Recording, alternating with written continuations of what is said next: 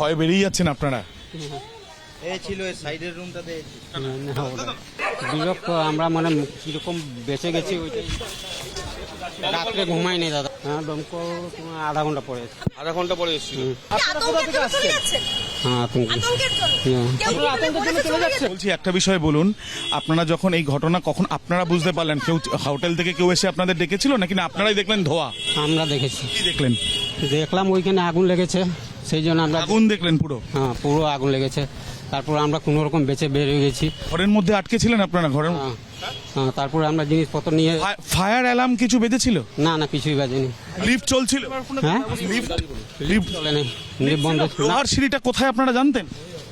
জানতাম মানে কি জানতাম, কিন্তু লোহার সিঁড়ির কাছে যাওয়ার মানে আমার ইয়ে ছিল না, সেইখানে আগুনটা লেগেছিল। সিঁড়ির কাছে আগুন লেগেছে? হ্যাঁ, সিঁড়ির কাছে। হোটেলের মোট কজন কর্মী মোটামুটি ছিল আপনাদের সাহায্য করার জন্য? কেউ ছিল না। কেউ ছিল না? না। আগুন নিয়ন্ত্রণ করার কোনো চেষ্টা হয়েছে? কজন ছিলেন আপনারা? 4 জন। তারপরে আপনারা বেরোলেন কিভাবে দাদা? আমরা নিজে নিজে পালিয়েছি ওইখান থেকে।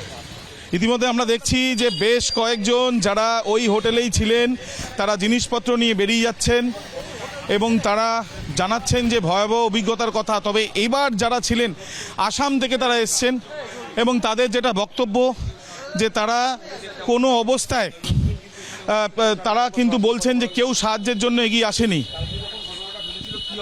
তারা কেউ সাহায্যের জন্য এগিয়ে আসেনি এবং তাদের যেটা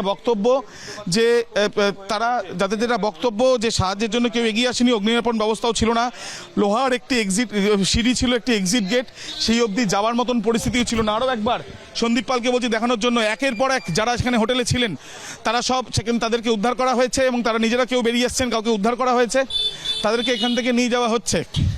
এবং আমরা দেখছি সেই ছবি, জিনিসপত্র নিয়ে তারা আসাম থেকে এসেছিলেন কিন্তু তাদেরকে এখন হোটেল ছেড়ে তারা বেরিয়ে যাচ্ছেন। ইতিমধ্যে আমরা দেখছি আরও বেশ কয়েকজনকে যাদেরকে দমকলের অফিসে রাখা হয়েছিল, যে কজন আটকে গেছিলেন দেখা যাচ্ছে যে তাদেরকে অন্য হোটেলে শিফট করানো বা তাদেরকে রাখা, তাদের কোনো সমস্যা রয়েছে কিনা সেগুলো জানার চেষ্টা চালানো হচ্ছে।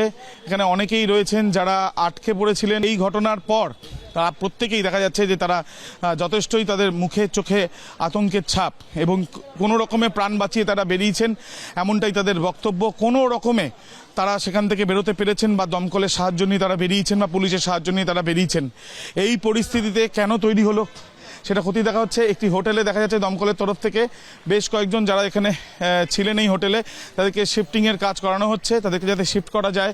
অনেকেই এসছেন যারা এখানে চিকিৎসা করানোর জন্য এসছেন, অনেকেই এসছেন এখানে যারা তাদের নিজেদের এখানে বিভিন্ন রকম কাজের জন্য তারা এখানে হোটেল ভাড়া নিয়েছিলেন এবং এই ক্ষেত্রে দেখা যাচ্ছে যে তাদের প্রাথমিক চিকিৎসার পর তাদেরকে অন্য কোনো জায়গাতে শিফট করা যায় কিনা সেই চেষ্টাই করা হচ্ছে দমকলের তরফে।